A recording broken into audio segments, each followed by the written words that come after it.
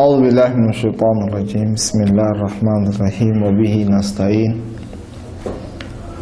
وصلى الله على سيدنا محمد وعلى آله الطيبين الطاهرين اللهم صل على محمد وآل محمد وعجل فرجه رب اشرح لي صدري ويسر لي أمري واحلل عقدة من لساني يفقه قولي.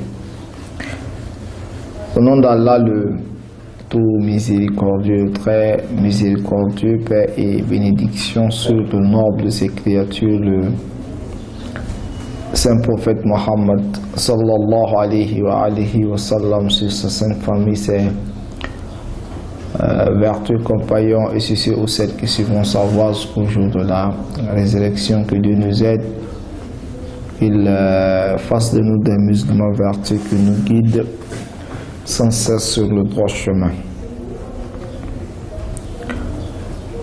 Alors notre cours du jour se portera sur une des qualités de l'imam qu'on appellera, n'est-ce pas, la science de l'imam.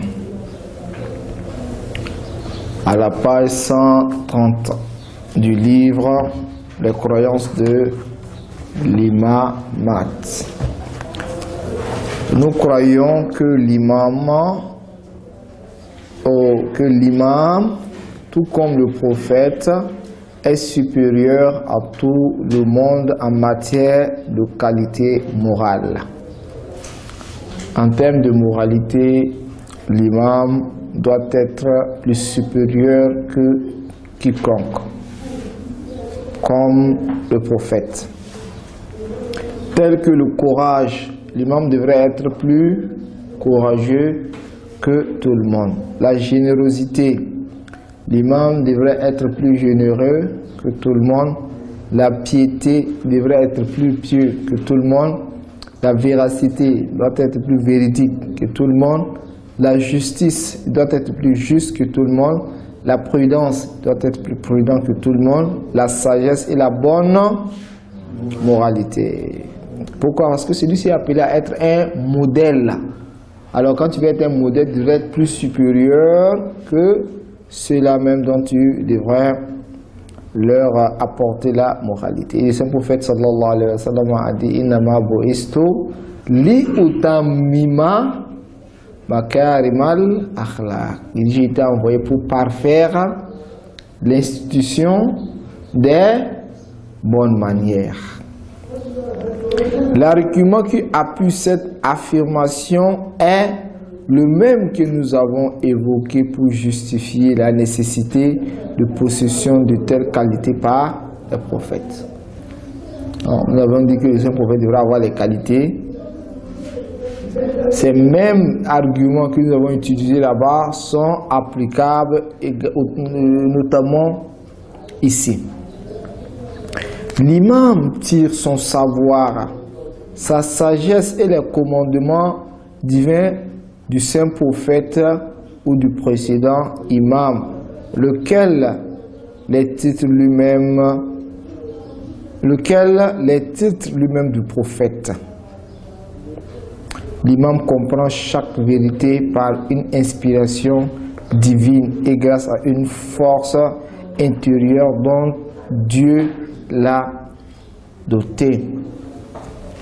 Ici, on nous ramène à un élément de savoir quelles sont les sources de la science d'un imam. Parce qu'un imam devrait être scientifique ou bien le plus savant, n'est-ce pas, de tout le monde. Il devrait être un modèle dans la science, il devrait être une référence.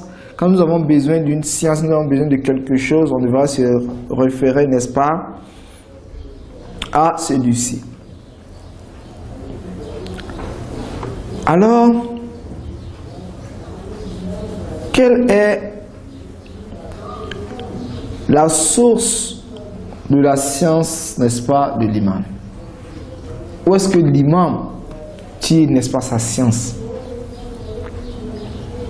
Effectivement, il tire sa science d'Allah subhanahu wa ta'ala. Il tire sa science à partir du Coran. Parce qu'il a un niveau élevé de la science du Coran. Le niveau élevé, mais un niveau parfait, n'est-ce pas, de la science du Coran. C'est-à-dire le caché, c'est-à-dire le sens caché du Saint-Coran, les sens apparents du Saint-Coran, les causes de révélation, n'est-ce pas, du Saint-Coran, les lieux où, n'est-ce pas, le Coran a été révélé. Voilà pourquoi l'imam Ali alayhi salam dit Salouni qabla an tafqiduni. Il dit posez-moi, n'est-ce pas, des questions avant de me perdre.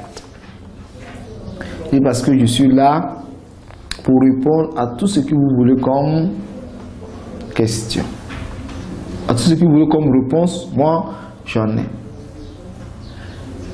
Et dans un de ses khutbahs, il dit Ha huna la ilman jamma. Il dit là se trouve, n'est-ce pas, une immense science. Mais toute la science, ilman jamma, toutes sortes de sciences se trouvent ici. Fashara ila sadri, et a mis désigné, n'est-ce pas, de par sa main, sadr, n'est-ce pas, son cœur. Il dit si je pouvais avoir des personnes qui vont supporter cette science. Vous voyez, il avait une immense, n'est-ce pas, science. Donc, ceux-ci ont la science, n'est-ce pas, du Coran. Dans le Saint-Coran, Allah subhanahu wa ta'ala dit ceci, surat Ra'd, le tonnerre, verset 43. Il dit wa yaqulu alladhina kafaru lasta mursala qul kafa billahi shahidan bayni wa baynakum wa man indahu ilmul kitab. Il dit les mécréants, kuffar, c'est les mécréants. Alladhina kafaru, ceux qui ont mécru. Lasta mursala, tu n'es pas un envoyé. Mursal, c'est un envoyé, un messager. Qul kafa billah shahidan bayni wa baynakum. Il dit leur que Dieu me suffit comme un shahid, c'est comme on appelle un témoin.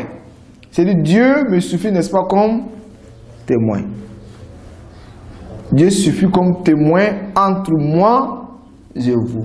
C'est entre moi et vous, il y a Allah subhanahu wa ta'ala qui est en fait témoin. Wa man indahu ilmul kitab.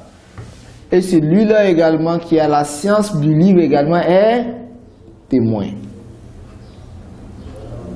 Ici, il y a les mécréants, il y a le prophète.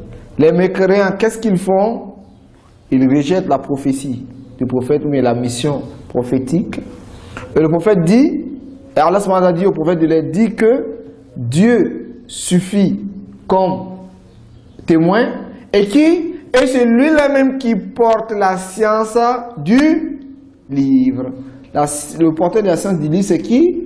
C'est l'imam Ali alayhi salam, comme le dit, n'est-ce pas, les mufassirin.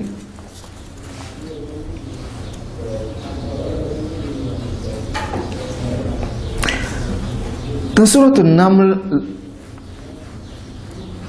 An-Naml, verset 40, Naml, je crois que c'est l'araignée.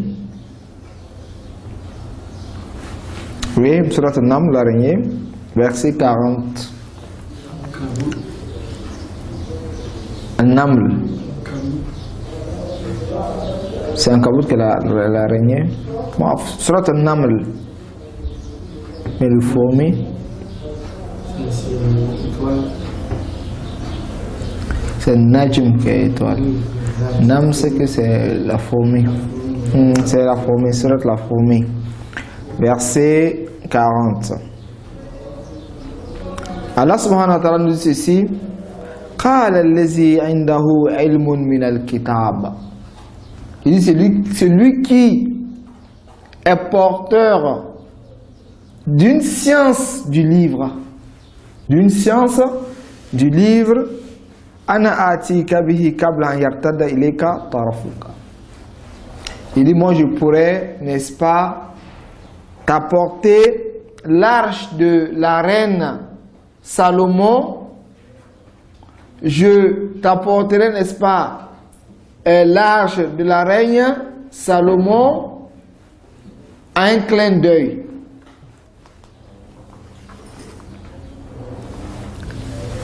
Celui-ci on appelle Asif bun Barkhia, qui est qui? Qui est en fait le successeur du roi Salomon. Regardez, l'imam Ali alayhi salam a la science du livre. Allah a dit au prophète de leur dire que Dieu suffit. Celui qui est le porteur du livre également suffit entre toi et les mécréants. Les mécréants disent que tu n'es pas prophète. On dit, dis-leur que moi, Dieu, je te suffis. Et celui qui porte la science du livre est témoin également. Donc, Imam Ali alayhi salam a la science du livre. Asif bun Barkhia a une science du livre. Ilmun minal kitab. Une partie de la science du livre. Mais qu'est-ce qu'il a fait? Il a pu déplacer l'arche de Belkis à un clin d'œil. Alors, celui qui a toute la science du livre, alors quelle serait, n'est-ce pas, son attitude alors? Celui qui a une partie de la science du livre a pu réaliser quelque chose d'extraordinaire. Alors, et l'imam Ali alayhi salam qui a la science du livre, ce n'est pas une partie du livre. Pour illustrer ça en titre d'exemple, c'est comme si on disait qu'une personne a la science du livre, maîtrise tout le Saint-Coran. Mais l'autre a une partie du livre, c'est-à-dire qu'il connaît peut-être Surat al-Fatiha, Surat al-Nas, Surat al-Taj. Celui qui connaît la science du livre, qui a la science du livre, avec celui qui a une partie de la science du livre, est-ce qu'ils sont égaux? Mais celui qui a la science du livre, et qui a une science du livre, a pu faire des mystères. Et celui qui a toute la science du livre, alors quelle serait, n'est-ce pas, son attitude alors? Parce qu'on dit, mais Asif bun Barkhia était tellement grand qu'il a pu déplacer l'arche de Noé et l'arche de, comment on appelle là, de Belkis, d'où d'un pays à un autre, en clin d'œil, Asif bun Barkhia. Hein? Par contre, l'imam Ali alayhi salam, lui, il a quoi? Il a la science du livre. Tout le livre. Il a la science. Alors, qu'est-ce qu'on dira de lui? Vous voyez? Donc, ceux-ci ont, n'est-ce pas, la science du livre, comme il était, n'est-ce pas, dit, n'est-ce pas, dans le livre. Donc, l'imam devrait être une personne qui a la science du livre. Donc, l'imam Ali alayhi salam avait les imams après lui, imam Hassan, imam Hussein, et tous ces imams-là avaient également cette science du livre-là. Ce n'est pas seulement l'imam Ali.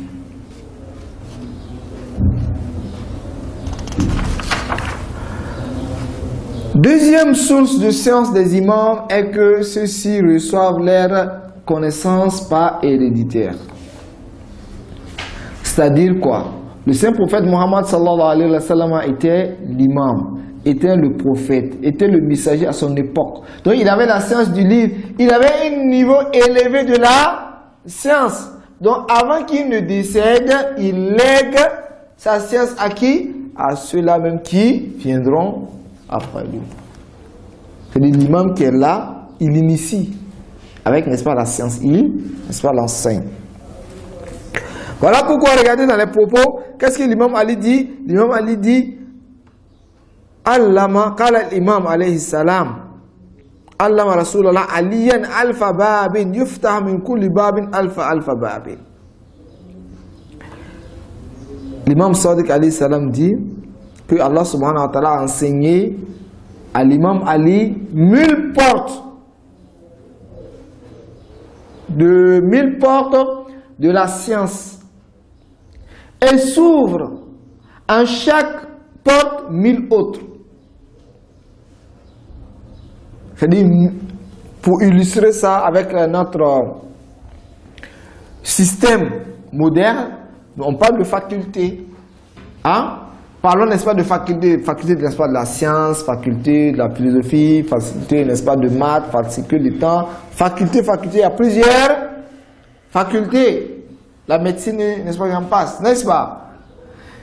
Et dans les différentes facultés, il y a aussi des spécialisations dans les facultés. On va avoir faculté, n'est-ce pas, de philo, ou bien faculté, n'est-ce pas, de la science, ou de la médecine. Et quand on rentre dans la médecine, il y a plusieurs facultés, ou bien plusieurs spécialités dedans, n'est-ce pas?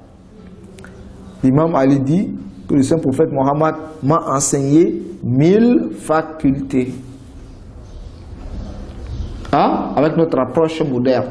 1000 facultés. Dans chaque faculté, il y a 1000 spécialisations.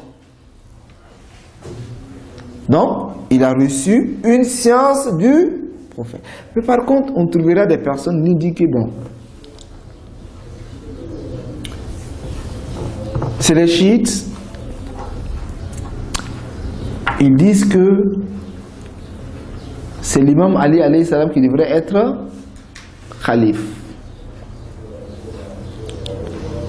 Et que l'archange Gabriel s'est trompé et a remis la prophétie à qui? À l'imam Ali. C'est ce qu'ils ont dit, les détracteurs des chiites disent cela. C'est l'imam Ali qui devrait être calife. L'archange Gabriel est venu, puis s'est trompé et il a remis la khilafa au saint prophète Mohammed sallallahu alayhi wa sallam. Donc chez eux, normalement c'est les chiites, c'est l'imam Ali qui devrait être plus supérieur que pour passer, c'est lui qui devrait être calife.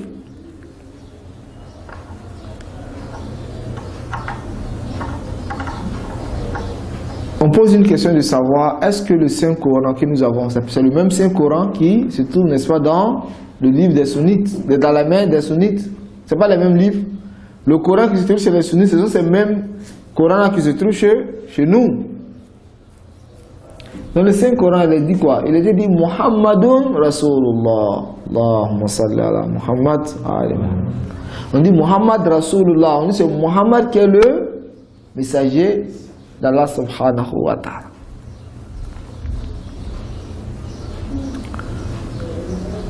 Si Allah subhanahu wa ta'ala envoie Jibril qui est quand même en train de dormir, même s'il ne dort pas, si Allah subhanahu wa ta'ala envoie Jibril comme messager, envoie Jibril pour informer à l'imam Ali que c'est toi qui devrais être calife. Si Jibril vient, il se trompe et qu'il donne le message à l'imam Ali et au prophète et laisse l'imam Ali, alors qu'est-ce que Dieu devrait faire? Qu'est-ce qu'il devrait faire?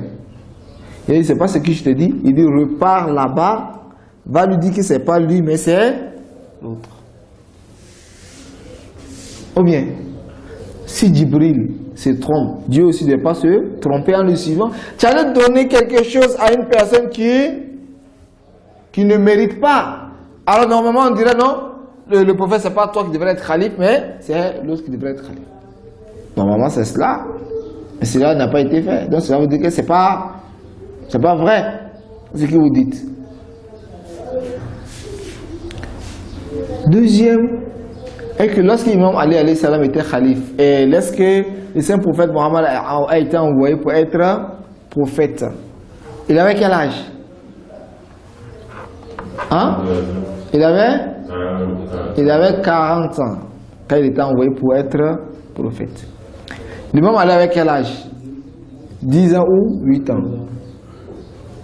10 ans, 13 ans, c'est à peu près 10 ans. L'archange Gabriel ne connaît pas la différence entre un enfant de 10 ans avec un jeune de 40 ans. Hein? Un jeune de 40 ans avec un jeune de 10 ans, sont-ils la même chose?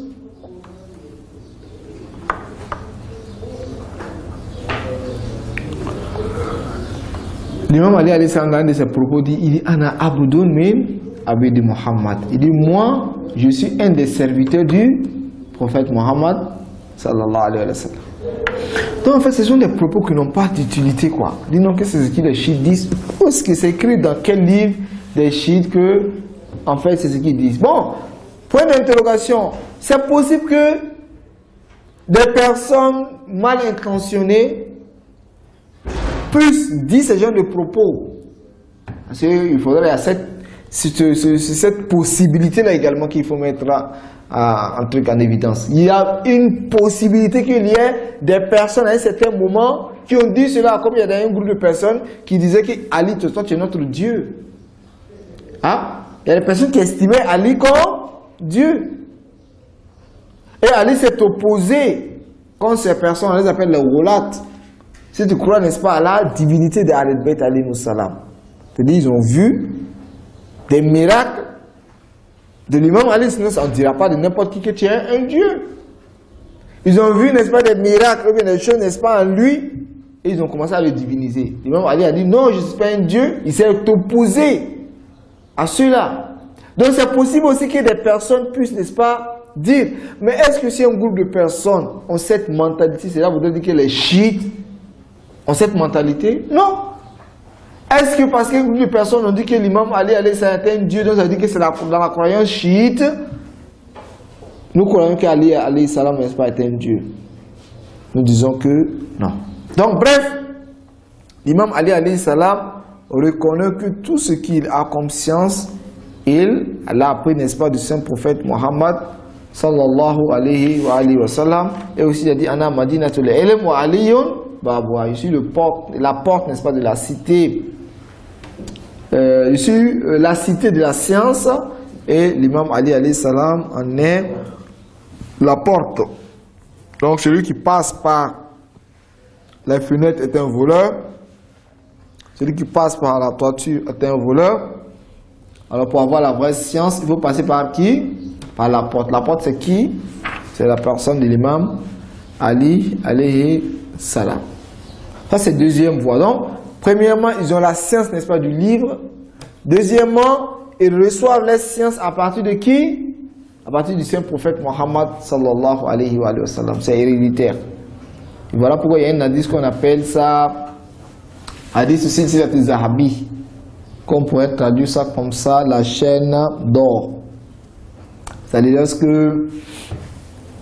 l'imam Rida alayhi salam a été plus de force, n'est-ce pas, à Médine pour l'envoyer, n'est-ce pas, à Khurasan, qui est à Mashhad actuellement. Ils sont arrivés dans une ville.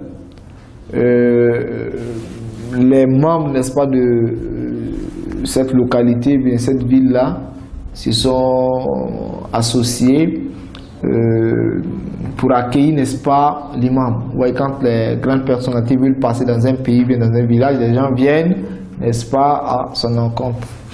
Donc ils sont venus.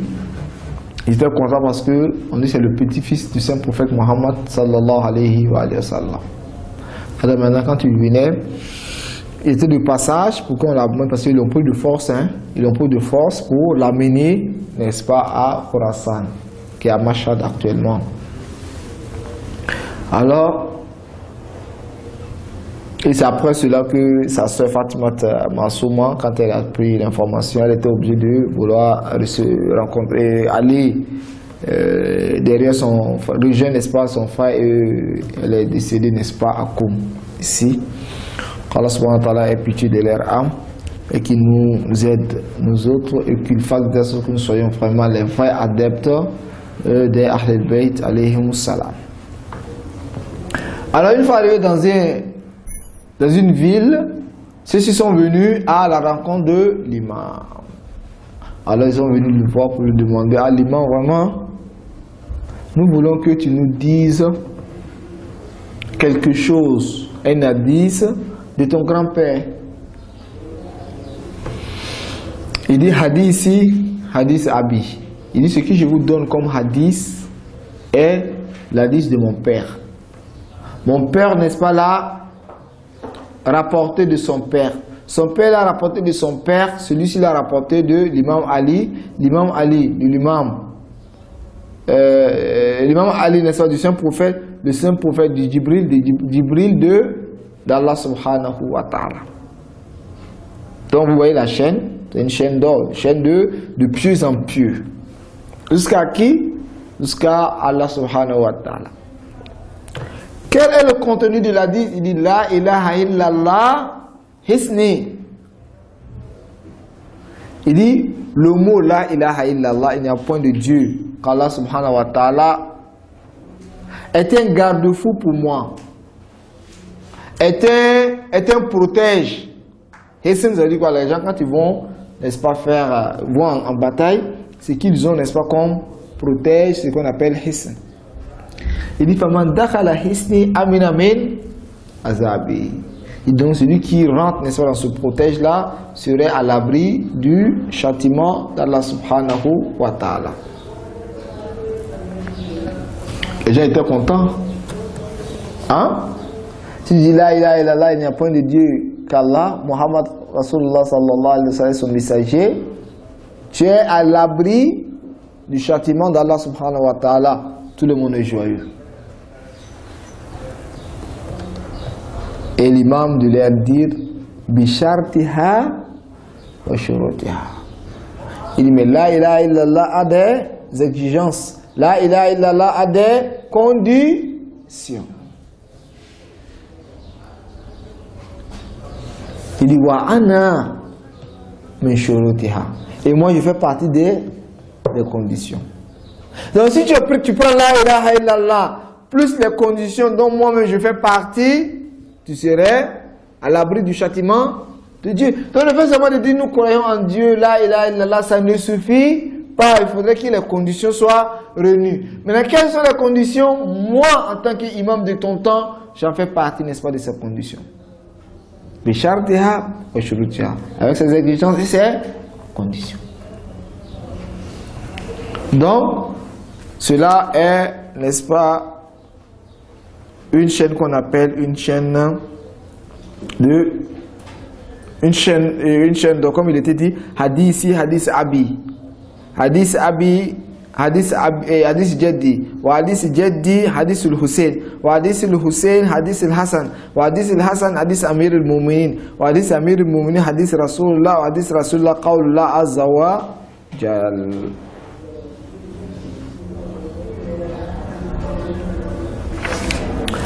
Souvent, les imams reçoivent, n'est-ce pas, leur science à travers, n'est-ce pas, les anges. Les anges peuvent, n'est-ce pas, transmettre la science aux imams. Les prophètes finissent transmettre la science aux imams. On sait que les imams aussi sont des prophètes. Qu'est-ce que les sunnites nous diront? Donc vous dites que le Djibril peut descendre pour enseigner l'imam Ali. Alors, mais c'est un prophète. Ah, donc vous dites que l'imam Ali également était un prophète. On dit, mais monsieur, tu te trompes, calme-toi. Les anges descendaient sur Mariam. Hein? La mère, Marie. L'ange descendait sur Mariam ou pas? Donc elle est prophétesse. Ah, donc c'est pas parce qu'un prophète descend sur une personne, non, la personne devrait être nécessairement un prophète. Les anges pourront venir inspirer une personne, quand bien même que celui-ci n'est pas un prophète. Par contre, quand on dit ça, que les anges descendaient pour enseigner les imams, enseigner Fatima Zahra, on dit mais ça c'est pas vrai. Pourquoi? Parce que vous voulez dire que ceux-ci sont des prophètes. Nous disons non, un ange, des anges pourront descendre sur quelqu'un qui n'est pas prophète. Preuve, l'ange descendait sur notre mère Mariam, alors qu'elle n'était pas prophétesse. Et aussi, il y a ce qu'on appelle Ruhul Quds, la sainte l'âme, le Saint-Esprit. Hein, le Saint-Esprit également existe dans le Coran, parce que d'autres disent que le Saint-Esprit c'est Djibril, d'autres disent que le Saint-Esprit ce sont les anges qui viennent enseigner les gens, d'autres disent que le Saint-Esprit c'est une puissance divine qui, n'est-ce pas, qui inspire, n'est-ce pas, les gens, et cela aussi se trouve dans les hadiths, n'est-ce pas, de Ahl al-Bayt alayhimus salam, disant que le Saint-Esprit, n'est-ce pas, enseigne les gens, et aussi il y a une lumière, n'est-ce pas, divine d'Allah subhanahu wa ta'ala qui pourrait inspirer les gens. Dans le Saint-Coran, il était dit ittaqullaha wa yu'allimukumullah, craignez Dieu et il vous enseignerait. Donc le fait de craindre Dieu pourrait être, n'est-ce pas, une source de réception de la science. Wassalamu alaikum wa rahmatullahi wa barakatuh. Wa alaikum assalam wa rahmatullahi wa barakatuh.